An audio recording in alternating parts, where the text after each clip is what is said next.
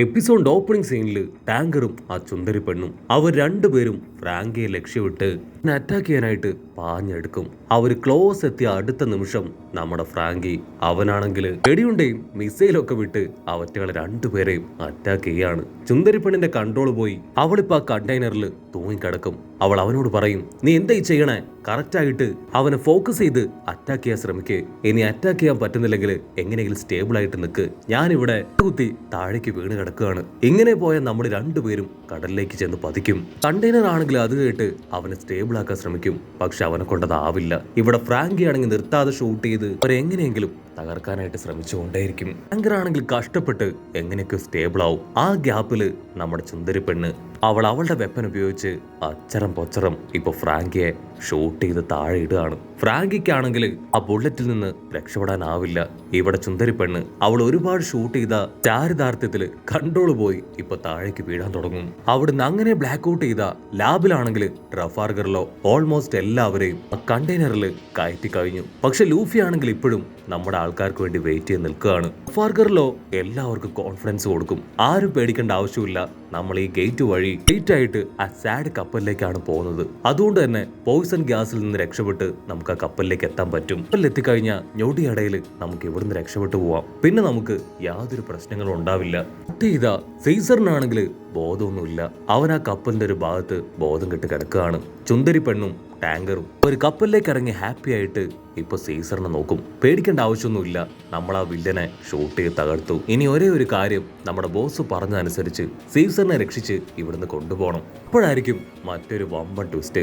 നമ്മുടെ ഫ്രാങ്കി അവൻ ഒരു പോറലും ഇല്ലാതെ ഇപ്പൊ അവരുടെ അടുത്തേക്ക് നടന്നു വരികയാണ്.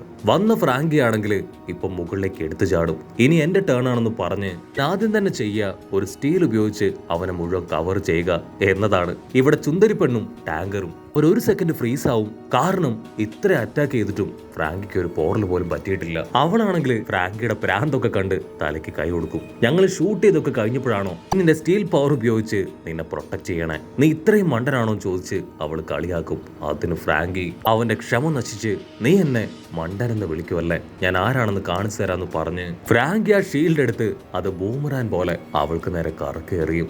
അവളത് ക്ലോസ് എത്തുമ്പോ സിമ്പിളായിട്ട് തല ഒരു ഭാഗത്തേക്ക് വെട്ടിക്കും. അതാണെങ്കിൽ കറങ്ങി കറങ്ങി എവിടേക്കോ തെറിച്ചു പോവാണ്. അവള് പറയും, നിന്നെ പോലെ ഇത്രയും വലിയ ഹൾക്ക് ബോഡിയും കുഞ്ഞുങ്ങളുടെ മനസ്സുള്ള ഒരാളെ ഞങ്ങൾ ഇതുവരെ കണ്ടിട്ടില്ല. പക്ഷേ ഞങ്ങളിപ്പോ മര്യാദയ്ക്ക് നിന്നോടൊരു കാര്യം പറയാണ്, ഞങ്ങളെ സീസറെ പ്രൊട്ടക്ട് ചെയ്യാനും അവനെ റിക്കവർ ചെയ്യാനും നീ അനുവദിക്കണം. അങ്ങനെ നീ അനുവദിച്ചിട്ടില്ല എങ്കിൽ ഉറപ്പായാലും ഞങ്ങൾ നിന്നെ ഞങ്ങളുടെ എനിമിയായിട്ട് കരുതി അറ്റാക്ക് ചെയ്യും. പക്ഷെ ഫ്രാങ്കിക്കാണെങ്കിൽ അതൊന്നും കേട്ട് യാതൊരു ഭാവവ്യത്യാസവും ഇല്ല. ഉടനെ ആ ചുന്ദരി പെണ്ണ് അവളുടെ ബോഡി ഒരു വെപ്പനാക്കി മാറ്റും.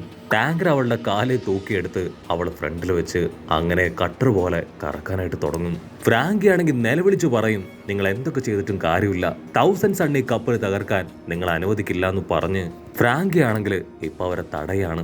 അവരാണെങ്കിൽ ഒരു സെക്കൻഡ് വണ്ടറടിക്കും. അപ്പൊ ഇവൻ ഇത്രയും നേരവും ആ കപ്പൽ പ്രൊട്ടക്ട് ചെയ്യാനാണോ ശ്രമിച്ചേ? നമ്മൾ വെറുതെ തെറ്റിദ്ധരിച്ചു, നമുക്ക് എത്രയും വേഗം ഇനി സീസറുമായിട്ട് ഇവിടുന്ന് കടന്നു പോവാന്ന് പറയും. പക്ഷെ അവൾക്കാണെങ്കിൽ ഇപ്പൊ ഫ്രാങ്കിയോട് കലി കയറും. എന്തൊക്കെയാണെങ്കിലും കുഴപ്പമില്ല, നമുക്ക് ഇവനെ അറ്റാക്ക് ചെയ്ത് തോൽപ്പിച്ചിട്ട് സീസറുമായിട്ട് പോയാൽ മതി എന്ന് പറഞ്ഞ് ഡിഫറെന്റ് മോഡിലൊക്കെ അവളിപ്പോ ഫ്രാങ്കിയെ അറ്റാക്ക് ചെയ്യും.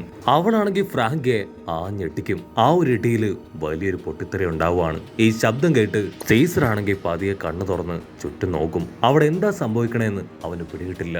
അപ്പോഴായിരിക്കും സീസറിന് ഒരു ബുദ്ധി വെളിച്ചം ഉണ്ടാവുക. അവന്റെ പോക്കറ്റില് സ്മോക്കറിന്റെ ഹാർട്ടുണ്ട്. അത് കയ്യിലെടുത്ത് അവിടെ ഉണ്ടായിരുന്ന ഒരു വെപ്പൻ ഉപയോഗിച്ച് അവൻ ആ ഹാർട്ട് തകർക്കാനായിട്ട് റെഡിയാവും. അതേസമയം ഇവിടെ ഫാർഗർലോയും സ്മോക്കറും ചേർന്ന് എല്ലാവരെയും ആ കണ്ടെയ്നറിലേക്ക് കയറ്റി കഴിഞ്ഞു. പക്ഷെ ലൂഫിയും ടീമും ആണെങ്കിൽ അതൊന്നും ശ്രദ്ധിക്കാതെ അവരുടെ ബാക്കി ടീംമേറ്റ്സിന് വേണ്ടി കട്ടയ്ക്ക് വെയിറ്റ് ചെയ്യാണ്. അവിടുന്ന് അങ്ങനെ സീൻ കട്ട് ചെയ്ത് ഇവിടെ ഉസോപ്പ് ആണെങ്കിൽ ബ്രൂക്ക ടീമിന് പോവേണ്ട വഴി പറഞ്ഞു കൊടുത്തോണ്ടേയിരിക്കും. ആ ഡോർ ക്ലോസ് ആവാൻ വളരെ കുറഞ്ഞ സമയം മാത്രമാണ് അവർക്ക് മുൻപിലുള്ളത്. ഉസോപ്പ് ആണെങ്കിൽ അവരോട് സ്പീഡില് അതുവഴി കടന്നു പോകാൻ പറയും. അതിനുശേഷം ഇപ്പൊ അവനും 6 ബിൽഡിങ്ങിലേക്ക് പോകണം. അതിനു മുൻപ് റോബിൻ പറഞ്ഞ ആ ഒരു ഹാൻഡ് കഫ് അത് കണ്ടുപിടിക്കണം. ഉസോപ്പ് ആ മഞ്ഞ വില്ലന്മാരോട് സീ പ്രിസം സ്റ്റോൺ കൊണ്ടുണ്ടാക്കിയ ഹാൻഡ് കഫ് അങ്ങനെ എന്തെങ്കിലും ഇവിടെ ഉണ്ടോ എന്ന് ചോദിക്കും. അപ്പോഴായിരിക്കും ഒരു വമ്പൻ ട്വിസ്റ്റ്. അവൻ ഒരു ഹാൻഡ് കഫ് ആയിരിക്കും പ്രതീക്ഷിക്കുക, പക്ഷെ എല്ലാവരുടെയും കയ്യില് ഓരോ ഹാൻഡ് കഫ്. അവരത് ഉസോപ്പിന് നേരെ നീട്ടുകയാണ്. ഉസോപ്പിനാണെങ്കിൽ ഭയങ്കര ഹാപ്പി. എനിക്ക് ഇത്ര ആവശ്യമില്ല, ഒരെണ്ണം മതി എന്ന് പറഞ്ഞ് ഒരെണ്ണം കളക്ട് ചെയ്യും. മറ്റൊരു ഭാഗത്ത് ബ്രൂക്കും ടീമും അവരാണെങ്കിൽ നിർത്താതെ 6 ബിൽഡിംഗ് ലക്ഷ്യമാക്കി ഓടും. അവരുടെ തൊട്ടു പുറകില് ആ പോയിസൺ ഗ്യാസ് എത്തിക്കഴിഞ്ഞു. ഡോറിനി ഒരല്പം കൂടെ മാത്രമേ അടയാനായിട്ട് ബാക്കിയുള്ളൂ. മറ്റൊരു ഭാഗത്ത് ലൂഫിയൻ ടീം അവർ ലാസ്റ്റ് മൊമെന്റ് വരെ നമ്മുടെ ആൾക്കാർക്ക് വേണ്ടി വെയിറ്റ് ചെയ്യാൻ തയ്യാറാവാണ്. അവര് ഒരുപാട് പ്രതീക്ഷയോടുകൂടെ അവരെ നോക്കിയിരിക്കും. കുഞ്ഞുങ്ങൾക്ക് എല്ലാവർക്കും അവരുടെ പേടി കൂടിക്കൂടി വരും. കാരണം ആ ബിൽഡിംഗ് അത് ഓൾമോസ്റ്റ് തകർന്നുകൊണ്ടിരിക്കുകയാണ്. ഇത്രയും വേഗം ഇവിടെ നിന്ന് പോയിട്ടില്ലെങ്കിൽ വലിയ അപകടമാണ്. മാത്രമല്ല ഡോറ് അതിനെ അടയാൻ വളരെ കുറച്ച് സ്പേസ് മാത്രമേ ഉള്ളൂ. നോക്കാണെങ്കിൽ ദൂരെ നിന്ന് അവിടേക്ക് സ്പ്രെഡായി വരുന്നത് എല്ലാവർക്കും കാണാം. ആ ഡോർ ക്ലോസ് ആവാൻ വളരെ കുറച്ച് സമയമുള്ളപ്പോഴായിരിക്കും ലൂഫി എന്നൊരു നിലവിളി ഇപ്പൊ നമ്മുടെ ആൾക്കാർ കേൾക്കുക. അത് മറ്റാരുമല്ല, സാക്ഷാൽ ചോപ്പറും ടീമും. ലൂഫിക്കാണെങ്കിൽ ഭയങ്കര സന്തോഷം.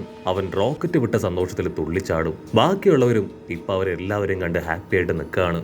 ടോപ്പർ ആദ്യം ആ ഡോറിന്റെ ഗ്യാപ്പിലൂടെ പുറത്തേക്ക് ചാടും. തൊട്ടു പിന്നാലെ നമ്മുടെ ബ്രൂക്ക്. പിന്നീട് ഓരോരുത്തരായിട്ട് അവിടേക്ക് ചാടി ചാടി വരികയാണ്. അവർക്ക് എല്ലാവർക്കും പിന്നാലെ ഉസോപ്പും ആ വില്ലന്മാരും അവിടേക്ക് എത്തും.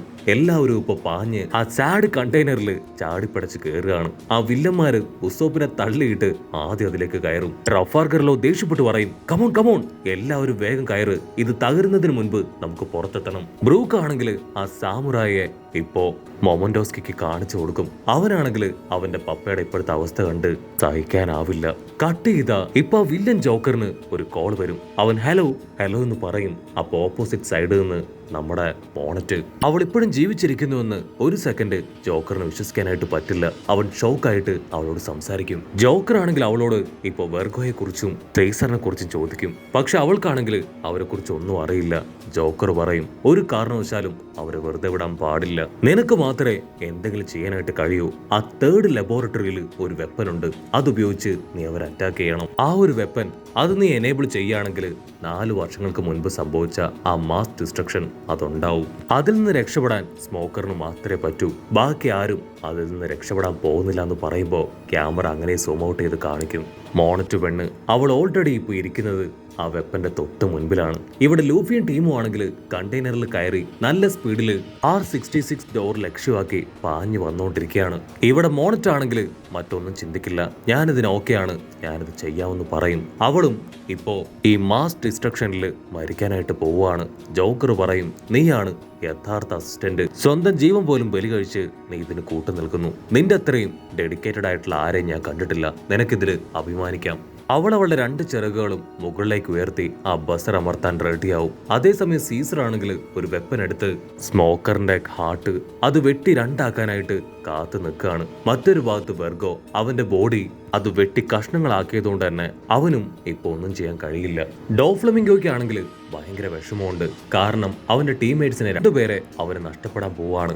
ഇവിടെ ലൂഫി ആണെങ്കിൽ സന്തോഷത്തിൽ പുറത്തേക്ക് കുതിച്ചു പായും. അതേസമയം ഫ്രാങ്കിയും ചുന്ദരി വില്ലത്തിയും ആ കണ്ടെയ്നർ വില്ലനും അവര് 3 പേരും ഏറ്റുമുട്ടുകയാണ്. മോണറ്റ് ആണെങ്കിൽ കണ്ണുകൾ അടച്ച് ആ ഒരു ബസറിൽ അങ്ങനെ പ്രസ് ചെയ്യും. അടുത്ത നിമിഷം വലിയൊരു പൊട്ടിത്തെറി ശബ്ദം ഐലാൻഡ് മുഴുവൻ അങ്ങനെ കെട്ടിങ്ങി വിറയ്ക്കുന്നതോട് കൂടെ ഈ ഒരു എപ്പിസോഡും അവസാനിക്കുന്നു.